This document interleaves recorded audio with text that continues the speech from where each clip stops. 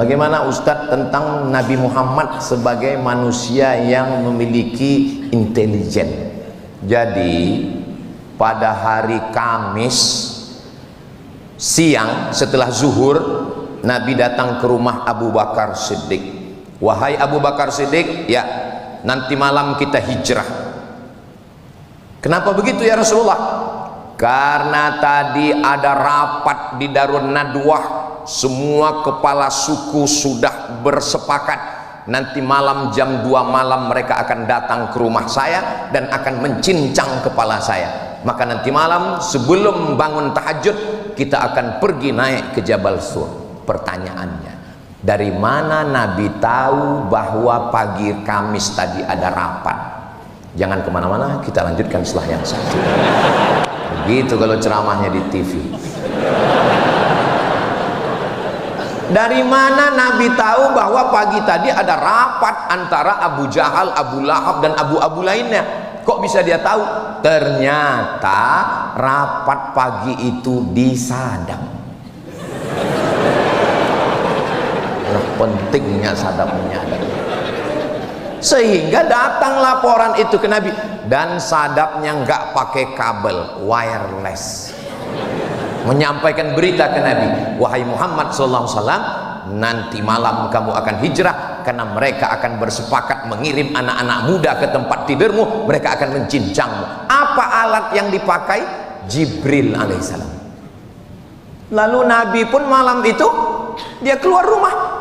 Anak-anak muda 12 dengan pedang yang panjang, dengan tangan yang kekar, sudah siap mencincang Nabi.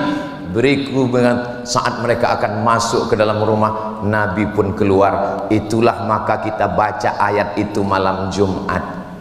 Apa ayatnya? Wa ja'alna min baini aydihim sadda wa min khalfihim sadda fa aghshaynahum fahum la yubsirun. Sari tilawahnya. Wa ja'alna min baini aydihim sadda, di depan mereka kami jadikan tembok. Wa min khalfihim sadda, di belakang mereka ada tembok. Fa aghshaynahum, mata mereka kami tutup. Fahum la yubsirun, mereka tidak bisa melihat apa-apa. Maka pada saat itu Nabi pun keluar, mereka terpukau tidak melihat apa-apa. Tolong ayat ini jangan dipakai waktu ada razia lalu lintas. Ada orang kadang naik motor pas ngeliat ada polisi, wa ja'alna min baini aydihim sadda wa min khalfihim sadda fa aghshaynahum fahum la yubsirun. Iya, tetap disemprit prit katanya. Loh, kok Bapak ngelihat? Orang saya baca itu juga, kata Pak polisi. Polisinya ngaji. Kamu nonton ceramah Ustaz Somad juga kan, katanya. Iya. Iya podo mbek aku. Makanya kalau membaca ayat itu penting tahu artinya. Kalau enggak orang ini merangka ini bim salah bim abrakadabra. Agama Islam ini ngerti, paham. Makanya saya, tapi kalau ayat sholat nggak usah diterjemahkan. Jangan mentang-mentang saya ngomong mesti terjemahkan lalu sholat. Inna sholati, my praying, wa mahyaya, my life, wa mamati, my die, lillahi ta'ala, for you, oh my God. Ya tetap biasa aja, cukup dengan faham saja. Tapi saya sampai hari ini, tadi saya segan Bapak Jenderal sampai menyebutkan Ustadz Somad itu S1-nya di Mesir, S2-nya di Maroko, S3-nya di Sudan. Saya senang Pak, tapi nggak semua orang ikut senang dengan kesenangan saya. Nanti kalau ceramah ini diupload, sambutan Bapak diupload, yang nggak senang dia komen, alah kalau cuma lama di Arab, onta juga lama.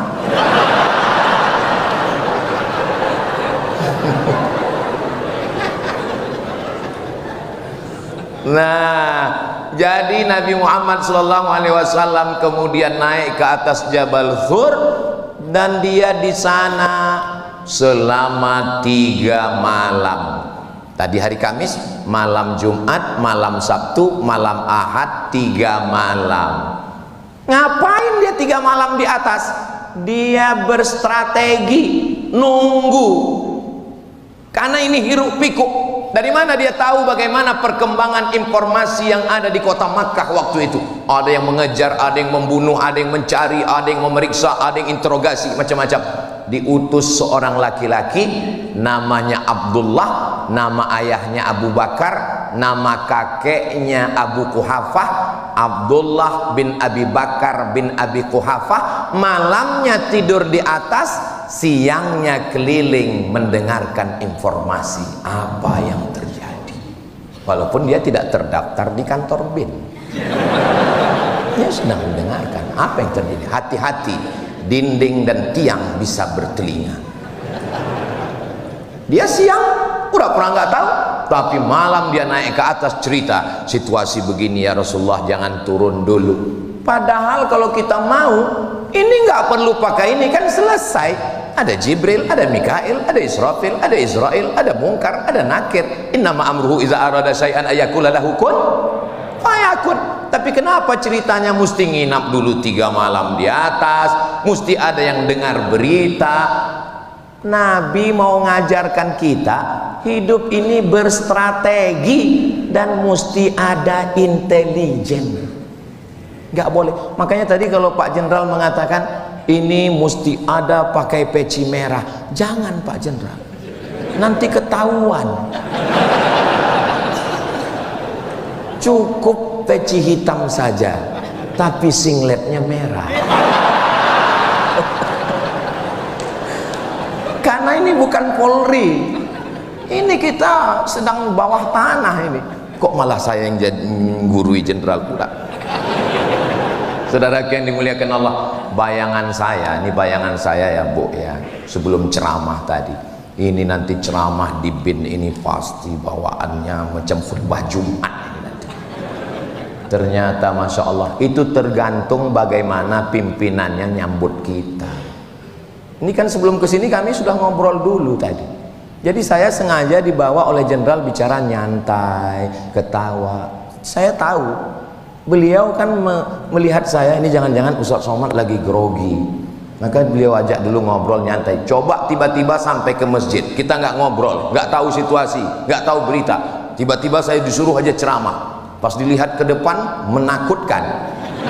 Misalnya, kalau di sini terus terang saya merasa aman, nyaman, adem. Kenapa adem? AC-nya bagus. Saudara yang dimuliakan Allah Subhanahu wa taala. Lalu kemudian bagaimana kalau ada musuh yang naik ke atas? Ada satu orang laki-laki yang pura-pura, kalau bahasa di kampung kami ngangon. Pernah dengar ngangon? Bawa kambing, sampean Arab lu ngonang di Arab ngangon kambing, wedus. Ini bawa kambing supaya apa? Pura-pura ngangon kambing di bawah Jabal Sur. Supaya apa? Nanti kalau ada musuh tiba-tiba naik ke atas, kasih kode, jangan sampai naik ke atas. Begitu strategi Nabi SAW. Hari Jumat, malam Sabtu, malam Ahad, setelah 3 malam barulah mereka melanjutkan perjalanan. Dan ketika perjalanan itu dilanjutkan, penunjuk jalannya, gaetnya bukan Abu Bakar, bukan Umar, bukan Utsman, bukan Ali, bukan Abu Hurairah, bukan Usamah bin Zaid, bukan Zaid bin Sabit, bukan Ubay bin Ka'ab. Siapa penunjuk jalannya? Penunjuk jalannya adalah Ibnu Uraiqid, non muslim. Untuk apa dipakai dia? Supaya nanti waktu berjalan orang melihat. Siapa itu? Ibnu Uraiqid. Jalan. Tapi kalau penunjuk jalannya Abu Bakar, Umar, langsung ketahuan. Pasti rombongan Muhammad SAW kan? Itu makanya tadi saya larang, jangan pakai peci merah. Pakai peci merah ini berat, biar aku aja. Saudara yang dimuliakan Allah Subhanahu wa taala, akhirnya mereka pun melanjutkan perjalanan. Sampailah 8 hari 8 malam. Berangkat hari Ahad malam Senin, Selasa, Rabu, Kamis, Jumat, Sabtu, Ahad, Senin, sampai mereka di Quba. Lalu kemudian 4 malam lagi di Quba, malam Selasa, malam Rabu, malam Kamis, malam Jumat, sampailah mereka di Madinah. Itulah yang selalu kita lantun. Sekarang Pak Ustadz kan ada skincare, wajah bisa berkilau. Ya lihat harganya dulu. Ada yang muka putih, leher hitam. Ustadz Somad ini kalau ceramah pasti menyinggung perasaan. Kunci dengar tausiah Ustadz Somad itu satu, jangan tersinggung. Ada beberapa orang tersinggung, pulang, ninggal.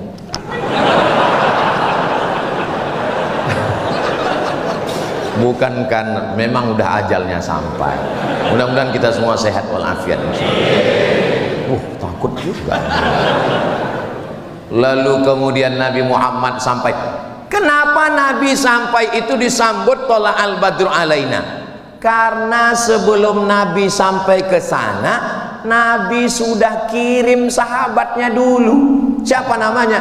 Mus'ab ibnu Umair, Sa'ad bin Zararah. Mereka ke Madinah dulu, nyari pengikut dulu, yang baiat Aqabah selama 2 kali musim haji.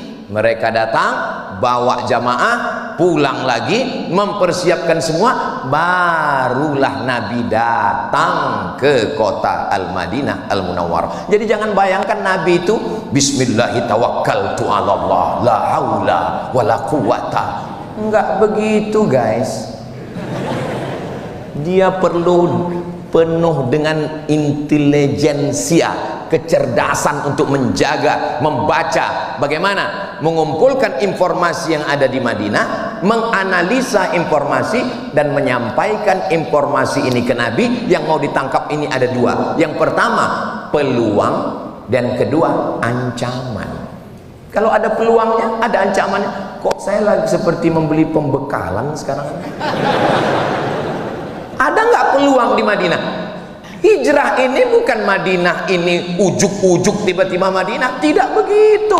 Hijrah yang pertama kemana? Hijrah yang pertama dari Makkah turun ke bawah, namanya Yaman. Dari Yaman nyebrang Laut Merah, namanya Djibouti. Dari Djibouti naik ke atas, namanya Habasyah. Bahasa kitanya Ethiopia. Ada lagunya di Ethiopia, Iwan Fals yang dulu kelaparan. Saya karena di masjid segan, kalau di tanah lapang kita nyanyikan 3 album. Nabi sudah mengirim utusan untuk hijrah ke Ethiopia, tapi laporan siapa yang membawa ke Ethiopia? Namanya Ja'far bin Abi Thalib, saudara kandung Abi Thalib, sepupu Nabi yang hubungan dekat, nggak mungkin mengkhianati Nabi. Tapi ketika Ja'far pulang ditanya, Ja'far, gimana keadaan di Ethiopia? Ya Rasulullah, di sana aman karena rajanya pro kita, namanya Najasyi. Tapi kalau Nabi ke sana, Nabi nggak akan mungkin punya kekuasaan karena ada raja. Nggak boleh ada 2 matahari kembar. Peluang, ancaman nggak ada, tapi peluang nggak ada. Kalau begitu hijrah ke sana nggak usah. Hijrah yang kedua, Nabi pergi ke Taif. Nabi pergi ke Taif nggak pakai sendal, nggak naik keledai, nggak bawa teman, sendirian. Supaya apa? Supaya musuh-musuh yang ngintip nyangka dia mau kemana? Nggak jauh-jauh kemana-mana. Makanya Bapak kalau ada rencana macam-macam jangan bawa koper, pura-pura kayak jalan biasa aja. Tiba-tiba, mudah-mudahan suami-suami kita dijaga dari pelakor. Amin. Kok bisa belok ke situ ya? Sampai ke Taif. Taif itu 100 km dari kota Makkah, pegunungan cantik, adem ayem, indah. Lalu kemudian sampai di Taif, Nabi tidak disambut dengan tola al-badru alaina, dilempar pakai batu, dilempar pakai kayu, dilempar pakai tulang onta, salah satunya mengena ke telapak kakinya, berdarah. Apa kata malaikat Jibril? Kalau sampai darah di telapak kakimu itu menetes ke tanah, maka akan aku ratakan mereka semua mati. Nabi mengusap telapak kakinya supaya darahnya nggak netes ke tanah. Seandainya saya yang dapat tawaran itu, wahai Abdul Somad, seandainya darah kakimu menetes ke tanah, ku matikan semua haters-hatersmu. dan buzzer-buzzer yang mengejekmu. Tanpa tunggu pikir panjang, saya usapkan ke tanah langsung.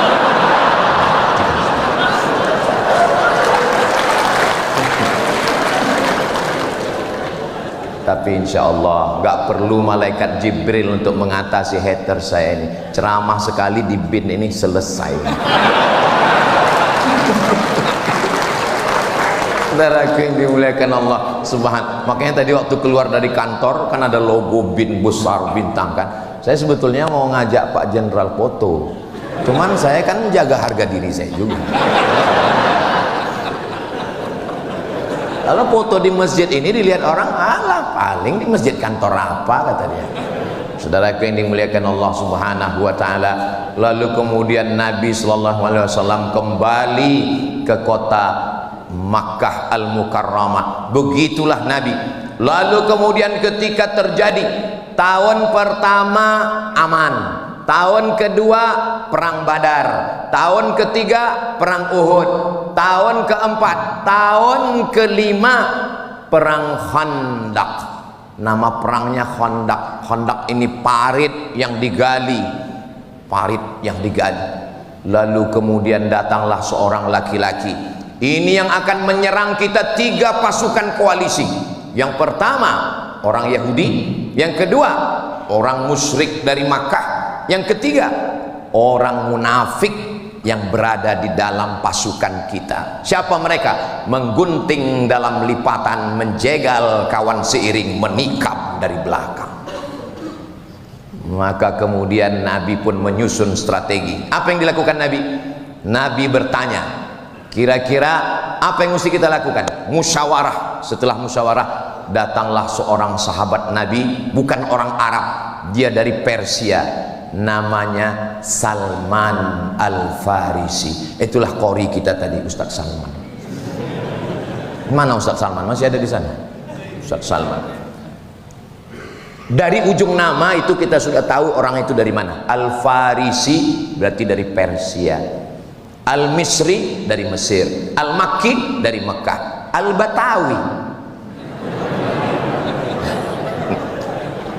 Jadi kita udah tahu dia berasal dari mana.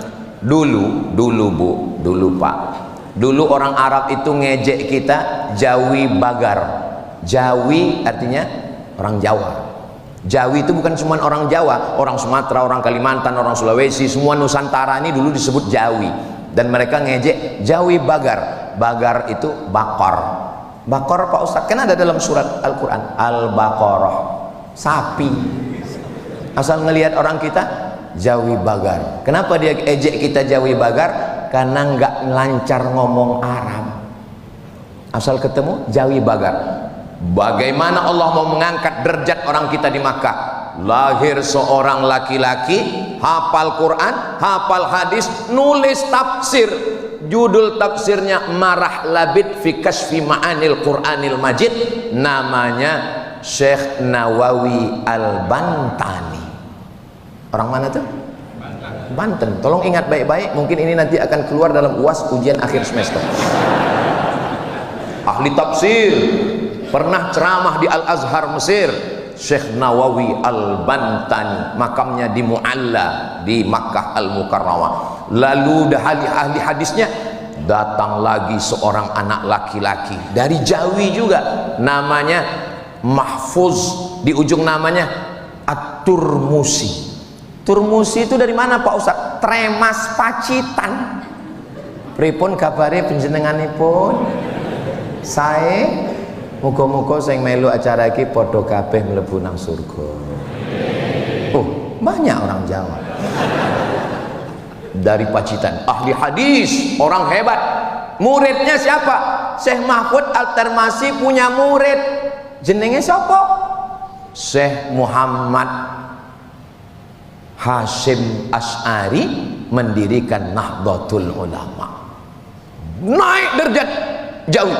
Lalu kemudian Imam Masjidil Haram. Ada seorang anak laki-laki merantau karena keluarganya ditekan oleh Belanda, menyeberang sampai ke Makkah. Rupanya bak kata pepatah orang Melayu, kalau ada tuah di badan, pasir digenggam menjadi intan. Suatu ketika dia sudah hafal Quran, dia hafal hadis, menikah dengan anak orang kaya. Nama bapaknya Syekh Soleh Al-Kurdi. Al-Kurdi berarti orang, ya orang Kurdi. Oh, Al-Kurdi. Kurdi sampai sekarang suku yang nggak punya negara. Kurdi ada, Salahuddin Al-Ayyubi orang Kurdi, Syekh Muhammad Said Ramadan Al-Buti orang Kurdi. Kurdi ada di Turki, ada di Suriah, ada di Mesir. Syekh Amin Al-Kurdi nggak punya negara. Lalu kemudian mertuanya Syekh Soleh Al-Kurdi ini membawa anak muda ini sholat di istana raja. Rajanya langsung jadi imam. Pas baca ayat, salah baca dia, ditakdirkan Allah salah. Lalu kemudian diluruskan oleh anak muda ini di belakang. Setelah diluruskan bacaannya, selesai sholat dia nanya, jenenge sampean sopo? Itu terjemah Jawanya. Kalau bahasa kampung kami, what is your name? Nama saya adalah Ahmad Khotib Al-Minkabawi. Minkabawi, Minangkabau. Syekh Ahmad Khotib Al-Minkabawi, orang Nusantara yang jadi imam di Masjidil Haram, meninggal tahun 1915-1916. Maka bangkitlah marwah harkat martabat orang Nusantara di Makkah Al-Mukarramah. Lalu Syekh Ahmad Khotib Al-Minkabawi, Syekh Nawawi Al-Bantani, Syekh Mahfud At-Turmusi mengirim murid-muridnya. Satu muridnya pulang ke Jombang mendirikan Nahdlatul Ulama, satu muridnya pulang ke Yogyakarta, itulah dia Kiai Haji Ahmad Dahlan. Satu muridnya pulang ke Sumatera Barat, itulah dia Syekh Sulaiman Ar-Rasuli mendirikan Perti, Persatuan Tarbiyah Islamiyah. Satu lagi muridnya pulang ke Medan Sumatera Utara, namanya Syekh Hasan Maksum, mendirikan namanya Al-Jam'iyatul Wasliyah. Muhammadiyah 1912, NU 1926, Perti 1928, Al-Wasliyah 1930. Makanya suatu ketika waktu saya sedang hadir acara ijtima' tabligh 20.000 orang, tiba-tiba datang seorang bertanya ke saya, Ustadz, ya sebetulnya aliran Ustadz apa? Kenapa Bapak nanya begitu? Soalnya kami lihat di NU Bapak sekretaris lembaga Bahsul Masail, terus di Muhammadiyah Bapak sebagai penasehat lazismu lembaga amil zakat Muhammadiyah, terus di Al-Wasliyah kami lihat Bapak di komisi dakwah, terus di Perti Bapak komisi fatwa. Terus saya balik nanya, kamu siapa? Saya Intel, Pak.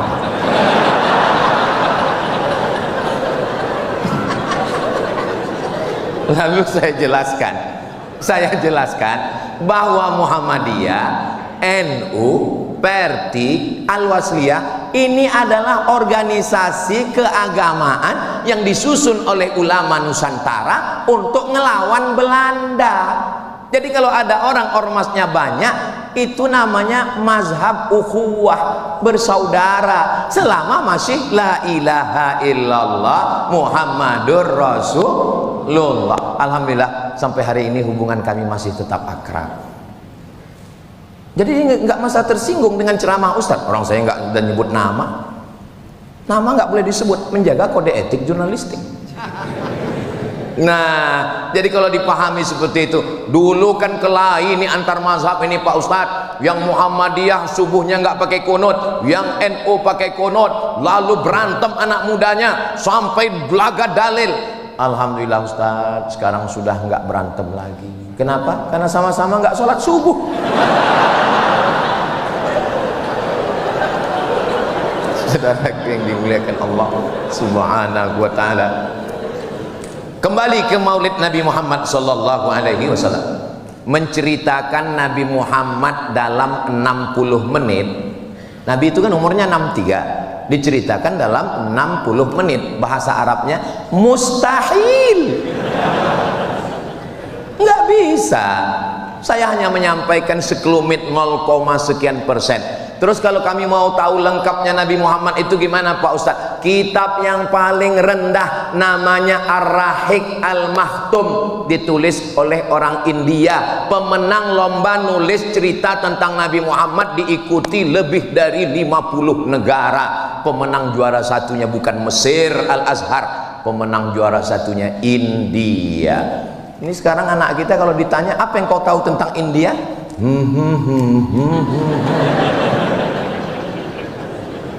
Apa yang kau tentang India? Padahal India ulama-ulama besar yang luar biasa. Apa judulnya Pak Ustadz? Ar-Rahiq Al-Maktum. Sudah diterjemahkan ke bahasa Indonesia. Bagus. Saya ada di rumah kemarin, saya beli pas ada waktu kosong baca. Saya nggak mau gara-gara ini lalu semua pegawai besok sibuk baca. Pas ditanya gimana laporan tentang Indonesia hari ini, kami lagi baca buku Pak. Kalau ada waktu kosong pulang ke rumah baca. Andai tidak terbaca pun insya Allah kita sudah mewariskan sejarah kepada anak kita. Nanti ketika kita sudah mati, anak kita buka-buka lemari mau merapikan, dia lihat ada buku, nangis dia ngelihat buku itu. Mama, kenapa dia nangis? Plastiknya belum dibuka.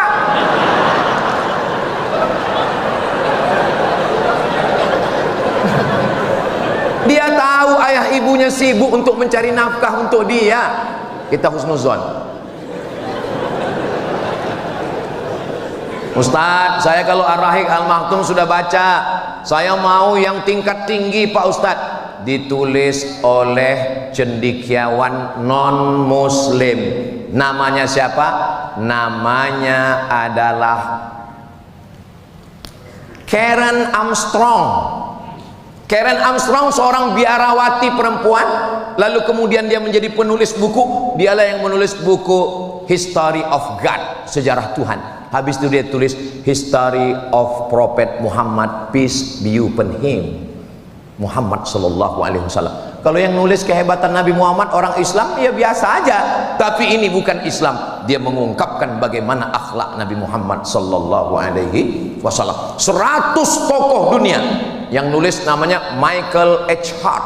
Judul bukunya 100 Ranking Influential Person in History. Ternyata kalau kita habis sarapan nasi uduk ini lancar bahasa Inggris. 100 ranking dunia. Nabi Musa ada, Jesus Christ ada, Siddhartha Gautama ada, Abraham Lincoln ada, tapi yang dia buat nomor 1 adalah Muhammad sallallahu alaihi wasallam. Buku-buku ini sudah diterjemahkan ke dalam bahasa Indonesia, maka tinggal kita baca. Diadakan bedah buku ini untuk mengenal. Jangan sampai anak kita nanya, mama, Nabi Muhammad itu siapa? Ayahnya Abdullah, emaknya Aminah, lahir tahun gajah. Jangan tanya-tanya lagi. Banyak tanya itu orang Yahudi. Jelaskanlah tentang Nabi kita. Kalau kita tidak jelaskan tentang Nabi kita, nanti anak kita lebih kenal Ipin Upin daripada Hasan dan Husain. Nanti anak kita lebih kenal. Tapi saya nggak bisa juga ngejek, karena anak saya pun di rumah itu kalau dia lagi suruh sholat ya Sami sholat, nggak mau sholat. Tapi kalau udah saya gelar sajadah, lalu di belakangnya saya susun Naruto, Spiderman, Hulk. Ah sudah, makmum udah siap, maju semangat ya imam. Ada. Nah, terus dia nanya, mereka ini bah udah mualaf semua saya.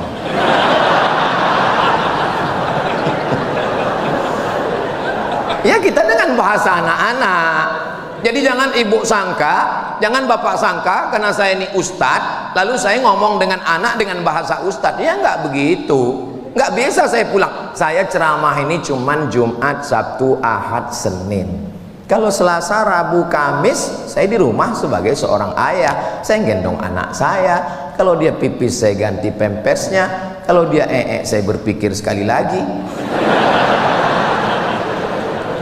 Jangan bayangkan Ustadz Somad ini kan Ustadz, lalu kalau saya pulang ke rumah anak istri saya tunjuk, ya ayyuhalladzina amanu. Enggak begitu juga kali.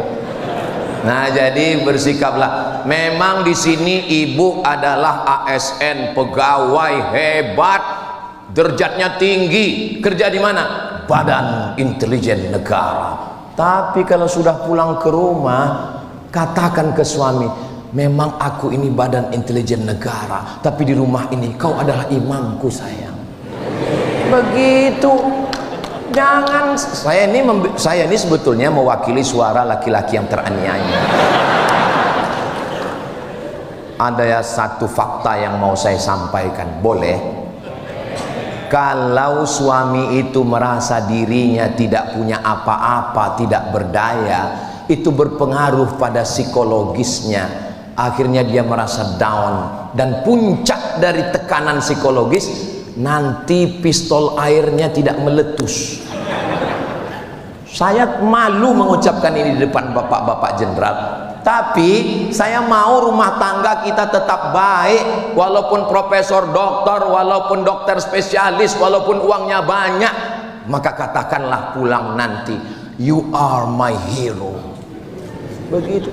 Tapi kalau ibu, kakak-kakak lalu mengatakan, aku pegawai, aku orang Badan Intelijen Negara, kalau kamu macam-macam, semua yang ada di WhatsAppmu sudah ada di sini, dia langsung meninggal.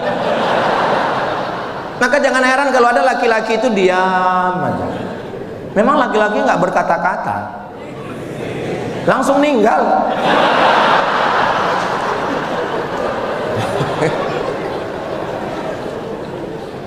Sayang, ini slip gaji, ini tabungan, semua milik. Jangankan uang ini, jangankan SK, ASN, PNS ini, nyawa aku berikan padamu. Satu-satunya kesalahanku dalam hidup cuma satu. Apa itu, Dek? Mencintai. Begitu. Ini kayaknya Ustaz Somad udah banyak dapat bisikan ini. Saya termasuk ustadz yang nggak bisa dibisik-bisiki. Karena yang membisik itu adalah alladzi waswisu fi sudurin nas minal jinnati. Makanya kalau ada teman yang suka bisik-bisik, itu berarti kalau yang berbisik ke telinga kita jin, itu bisa kita usir dengan ayat kursi. Tapi kalau yang berbisik ini nas, kursinya sekalian. Kalau yang berbisik ke telinga kita ini jin, kita bacakan Yasin, wal Qur'anil Hakim. Tapi kalau manusia kita bacakan, dia tiap malam Yasinan. Saudara yang dimuliakan Allah Subhanahu wa taala, Nabi Muhammad sallallahu alaihi wasallam penuh dengan perhitungan, penuh dengan kecerdasan. Ketika perang Uhud, perang Badar, perang yang paling menggentarkan. Kenapa? Karena pasukan Nabi cuma 300 sekian, sedangkan pasukan musuh ribuan. Apa yang dilakukan Nabi? Yang dilakukan pertama bersama sahabat adalah memasang kemah di tempat oase. Nggak bisa gali sumur. Di mana persediaan air? Oase. Di situ ada oase, tempat air, berkemah di situ. Berkemah di tempat oase berarti sudah menang 1-0, karena persediaan air sudah kita kuasai. Kalau mereka mau mengambil air, bayar. Sekarang, kalau dulu tidak bisa ngambil air karena air sudah kami kuasai. 2, besok pagi habis sholat subuh Nabi menyusun pasukan. Di mana Nabi menyusun pasukan? Di tempat terbit matahari. Ini matahari terbit dari sini, Nabi susun pasukan. Orang musuh terlambat, lalu mereka nyusun barisan di depan. 2-0 mereka kalah. Kenapa? Karena kalau melawan matahari, matanya silau, kacamata hitam belum ada. 2-0. 3-0. Nabi tahu berapa jumlah mereka. Dari mana Nabi bisa tahu jumlah mereka? Kata Nabi, malam-malam amati kalau ada mereka yang nyuri air. Tengah malam ada satu orang nyuri air, tangkap. Pas ditanya, berapa pasukan kamu? Saya nggak bisa jawab. Kenapa kamu nggak bisa jawab? Saya tukang masak. Ternyata dia bukan tentara, dia tukang masak. Dia bilang saya nggak tahu.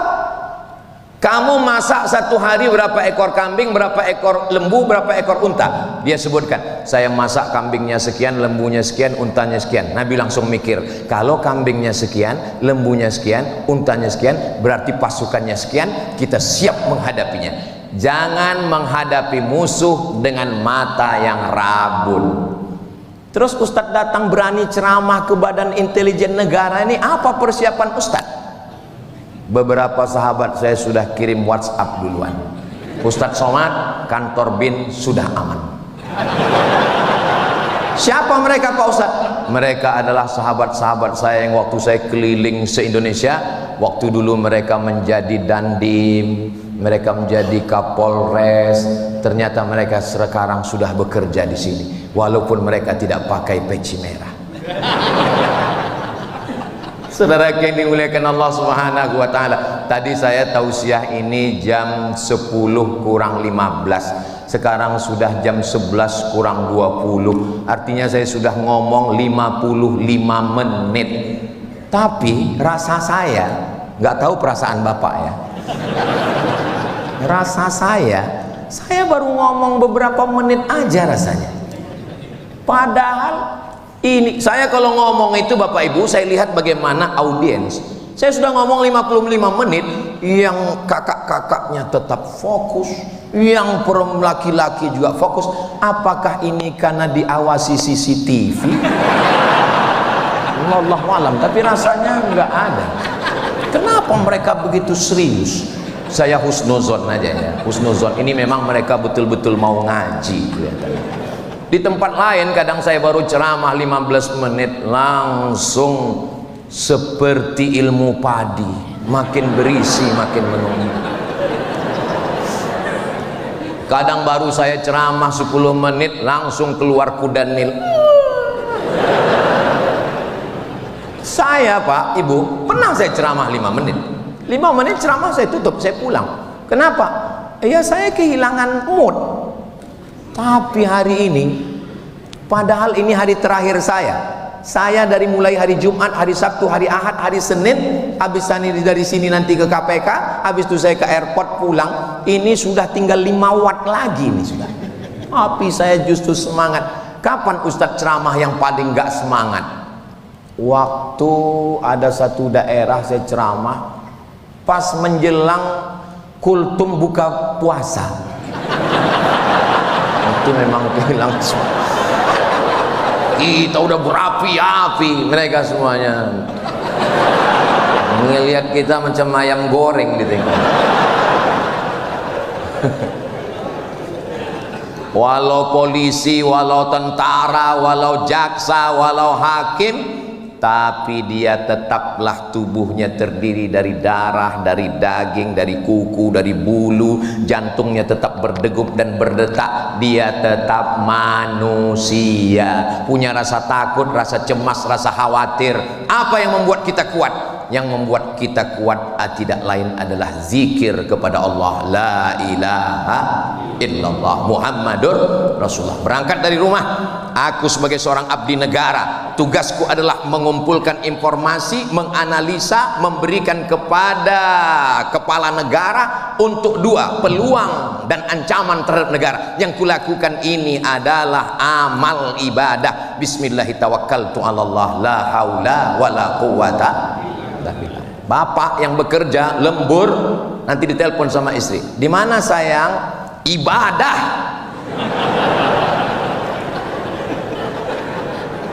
Kalau mati dalam membela negara ini adalah mati syahid, insya Allah, amin. Mama, ya. Kata Ustadz Somad, kalau mati membela negara ini mati syahid. Mudah-mudahan papa mati syahid.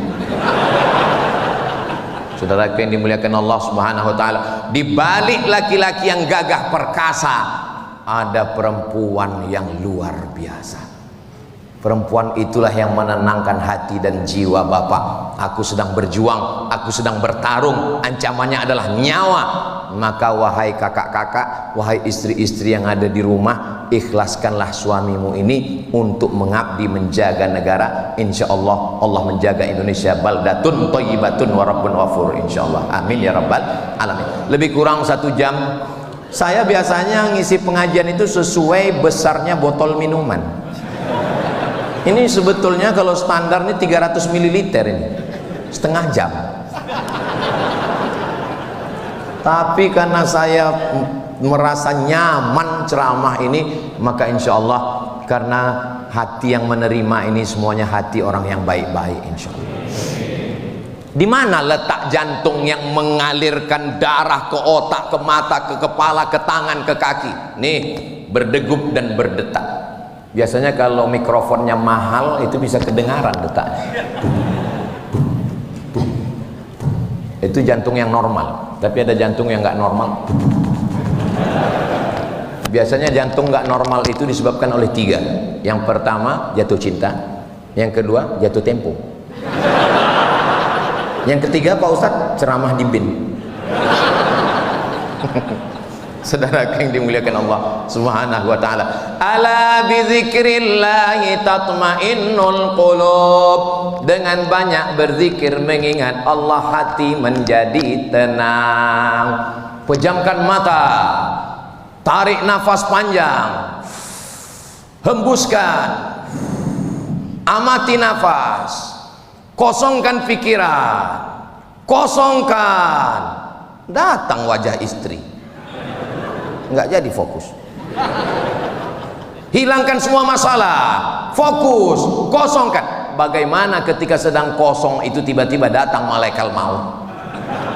Mati kita. Ditanya sama malaikat, marabbuka, kosong. Jangan pernah kosong. Saya nggak pernah kosong. La ilaha illallah, la ilaha illallah, la ilaha illallah.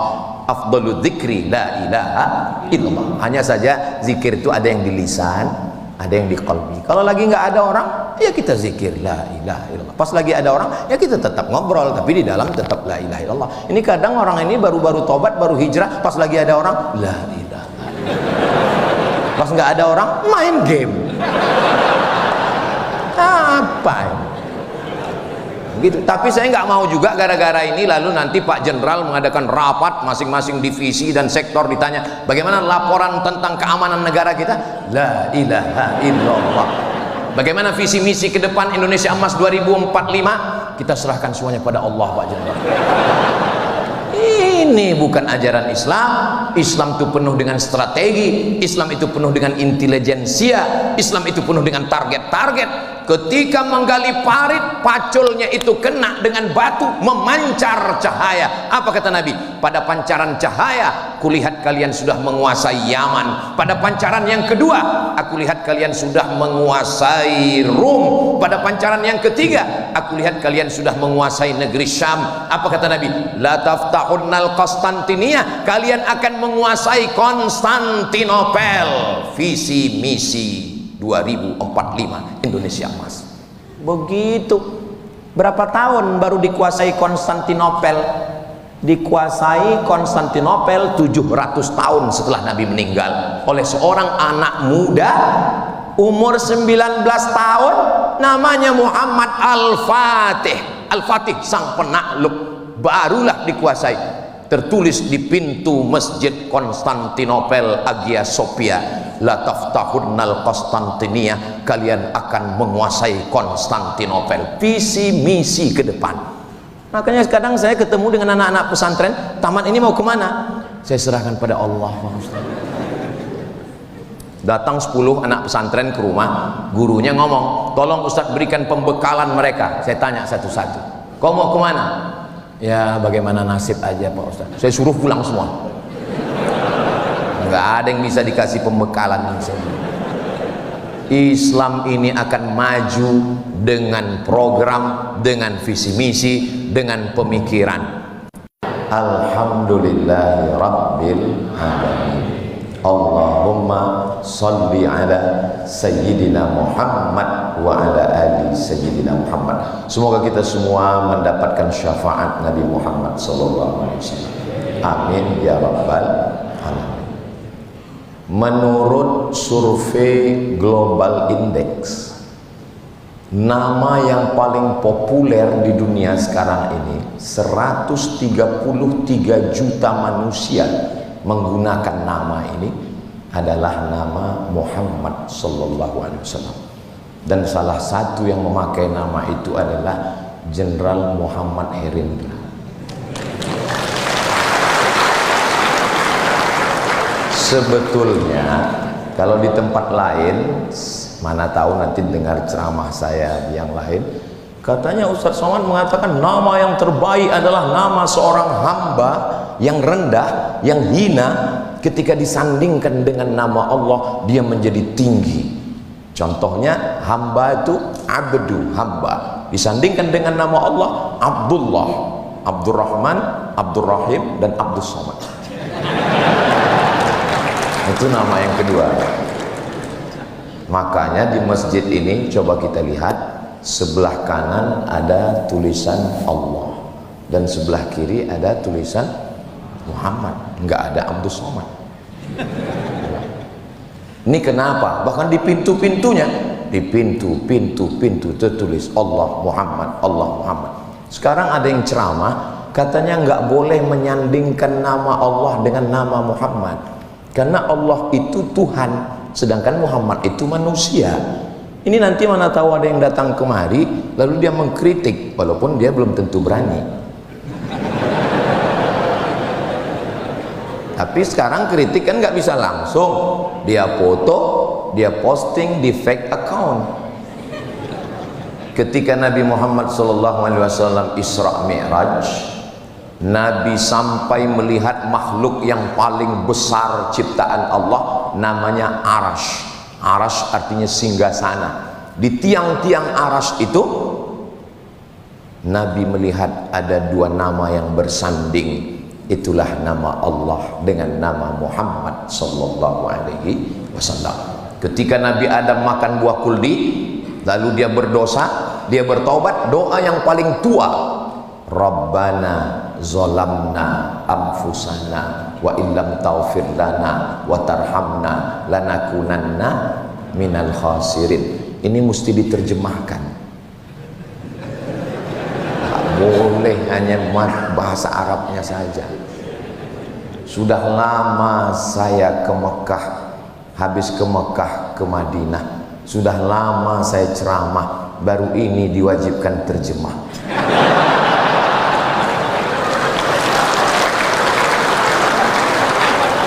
Jangan hanya, kalau saya jenderal, doa pun saya terjemahkan. Kenapa? Karena banyak jamaah kita nggak ngerti. Dia manggut-manggut, pas ditanya kenapa kau ngangguk, kulihat yang sebelah kanan ngangguk, aku ngangguk juga, kata dia. Mesti diterjemahkan memang. Cuman kadang di tempat lain kurang peduli. Memang beda kalau di BIN ini. PIN bukan sembarang PIN. PIN-nya bergambar bintang. Sudah lama saya mau ceramah di BIN, baru ini diundang.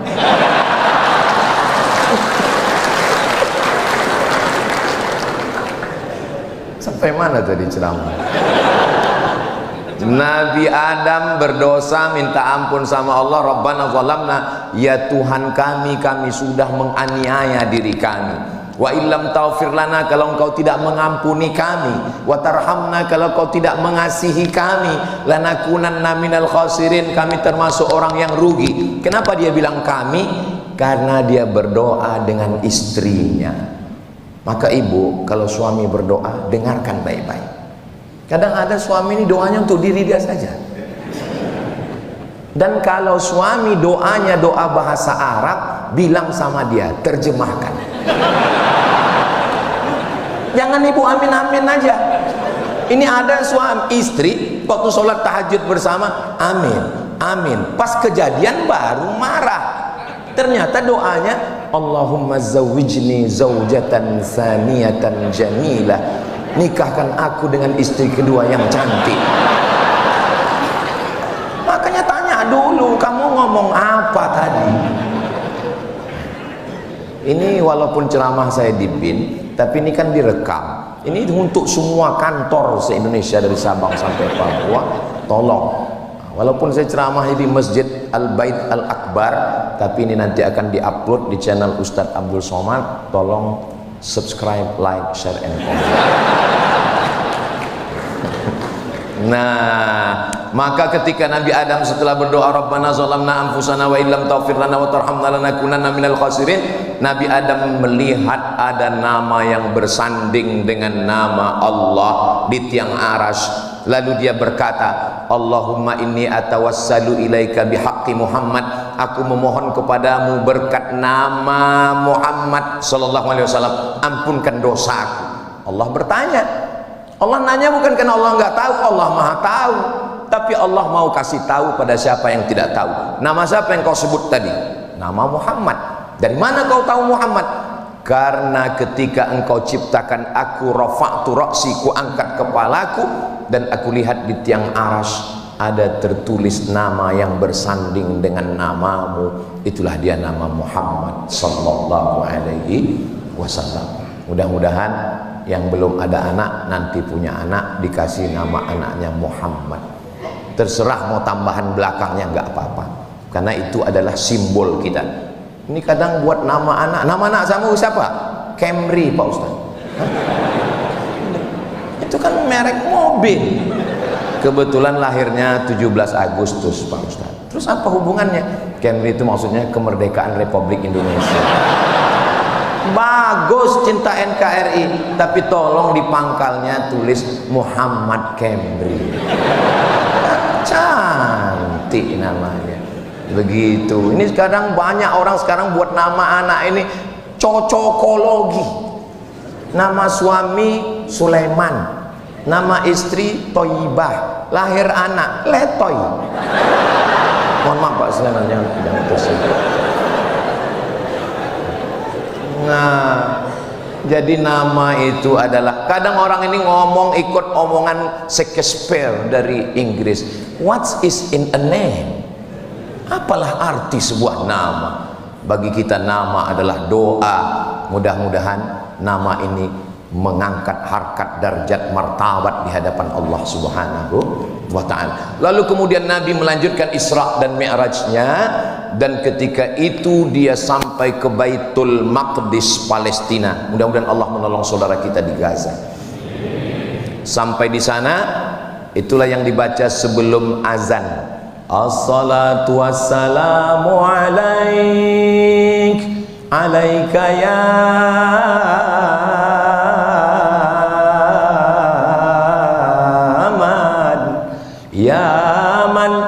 asra bi'abdikal muhaiminu layla. Di ujungnya wa antal imam. Terjemahannya, as-salatu wassalamu alaik, salawat dan salam untukmu ya Muhammad sallallahu alaihi wasallam. Ya man asra bi'abdika, wahai engkau yang sudah memperjalankan hambamu lailan di waktu malam. Dan ketika sampai di Palestina, wa antal imam, dan engkau yang menjadi imam sholatnya, nabi-nabi yang lain menjadi makmumnya. Dan di sini pun ada juga namanya Bapak Imam Sugianto. Masya Allah, Imam Sugianto, Bapak Wakil BIN, Wakil Kepala BIN. Lalu kemudian Islam ini pun berkembang. Yang membawa Nabi Muhammad Isra Mi'raj itu, yang membawanya adalah Jibril. El artinya Tuhan, Jibr artinya kekuatan, Jibril kekuatan Tuhan, Jibril atau Jibril. Il itu artinya Tuhan. Kalau Israel Pak Ustaz, Izra artinya pertolongan, El Tuhan, Israel, karena dia tidak mau disalahkan. Makanya nggak ada orang ketika ditanya kenapa bapakmu meninggal dicabut Israel, nggak ada. Kenapa si Anu meninggal? Stroke. Kenapa si Anu meninggal? Mencret.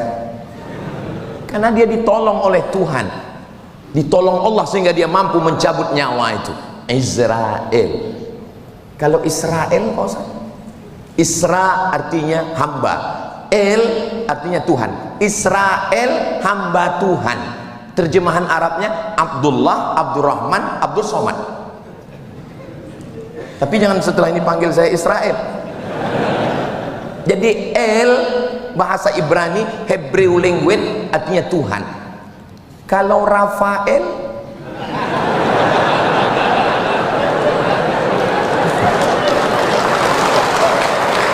terjemahan Arabnya Syifa.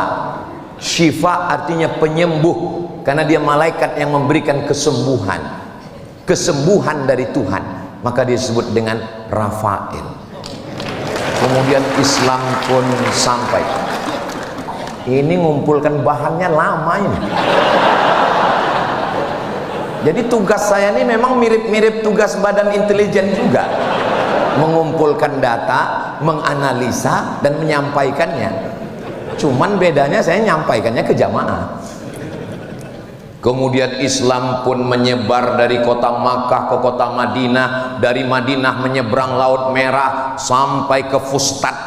Fustat itu sekarang Kairo. Dari Kairo menyeberang sampai ke Libya, dari Libya ke Tunisia, dari Tunisia ke Aljazair, dari Aljazair ke Maroko, tempat saya kuliah dulu. Dari Maroko ini menyeberang ke Andalusia.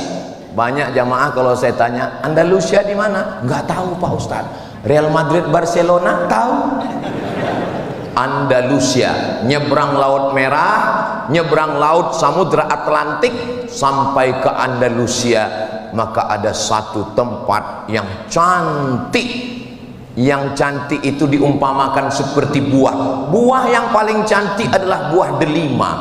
Makanya perempuan selalu dikatakan rambutnya bak mayang terurai, bibirnya bak delima merekah. Maka yang paling cantik delima. Makanya batu cincin pun, Pak, itu batunya apa? Merah delima. Maka di pintu kota itu dipasang buah delima 3. Satu di atas, satu di kanan, satu di kiri. Kota itu namanya Granada. Rafael Granada. Kota yang indah di Spanyol sana.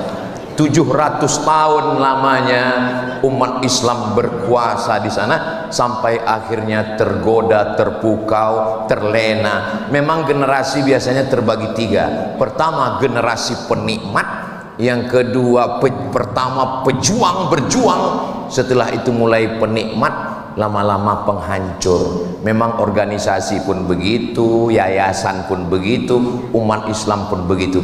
Akhirnya umat Islam hancur di Spanyol. Mudah-mudahan nanti kita panjang umur, sehat badan, bisa berangkat umroh dan langsung kita jalan-jalan ke Granada, Spanyol, insya Allah. Ongkos tanggung masing-masing. Kalau tuan pergi ke Madinah, jangan lupa bawa deterjen.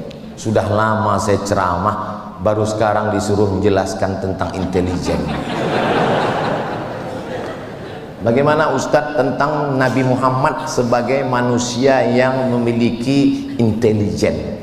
Jadi pada hari Kamis siang setelah zuhur, Nabi datang ke rumah Abu Bakar Siddiq.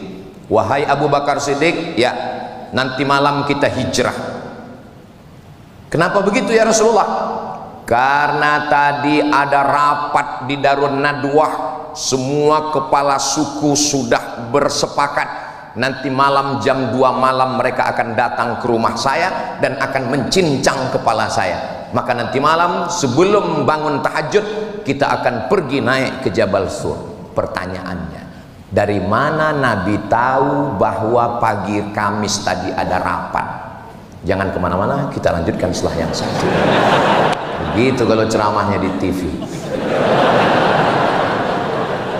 Dari mana Nabi tahu bahwa pagi tadi ada rapat antara Abu Jahal, Abu Lahab, dan Abu lainnya?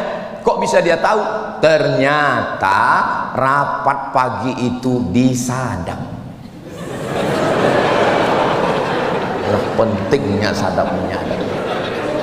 Sehingga datang laporan itu ke Nabi, dan sadapnya nggak pakai kabel, wireless, menyampaikan berita ke Nabi, wahai Muhammad SAW, nanti malam kamu akan hijrah, karena mereka akan bersepakat mengirim anak-anak muda ke tempat tidurmu, mereka akan mencincangmu. Apa alat yang dipakai? Jibril alaihissalam. Lalu Nabi pun malam itu Dia keluar rumah, anak-anak muda 12 dengan pedang yang panjang, dengan tangan yang kekar, sudah siap mencincang Nabi. Beriku dengan saat mereka akan masuk ke dalam rumah, Nabi pun keluar. Itulah maka kita baca ayat itu malam Jumat. Apa ayatnya? Waja'alna min baini aydihim sadda wa min khalfihim sadda fa'aghshaynahum fahum la yubsirun. Sari tilawahnya. Waja'alna min baini aydihim sadda, di depan mereka kami jadikan tembok. Wa min khalfihim sadda, di belakang mereka ada tembok. Fa'aghshaynahum, mata mereka kami tutup. Fahum la yubsirun, mereka tidak bisa melihat apa-apa. Maka pada saat itu Nabi pun keluar, mereka terpukau tidak melihat apa-apa. Tolong ayat ini jangan dipakai waktu ada razia lalu lintas.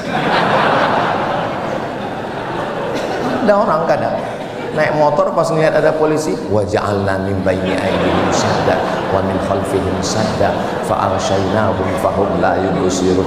Iya, tetap disemprit prit katanya. Loh, kok Bapak ngelihat? Orang saya baca itu juga, kata Pak polisi. Polisinya ngaji. Kamu nonton ceramah Ustaz Somad juga kan, katanya. Iya, iya podo mbek aku. Makanya kalau membaca ayat itu penting tahu artinya. Kalau enggak orang ini merangka ini bim salah bim abrakadabra. Agama Islam ini ngerti, paham. Makanya saya, tapi kalau ayat sholat nggak usah diterjemahkan. Jangan mentang-mentang saya ngomong mesti terjemahkan lalu sholat. Inna sholati, my praying, wa mahyaya, my life, wa mamati, my die, lillahi ta'ala, for you, oh my God. Ya tetap biasa aja, cukup dengan faham saja. Tapi saya sampai hari ini, tadi saya segan Bapak Jenderal sampai menyebutkan Ustadz Somad itu S1-nya di Mesir, S2-nya di Maroko, S3-nya di Sudan. Saya senang Pak, tapi nggak semua orang ikut senang dengan kesenangan saya. Nanti kalau ceramah ini diupload, sambutan Bapak diupload, yang nggak senang dia komen, alah kalau cuma lama di Arab, onta juga lama.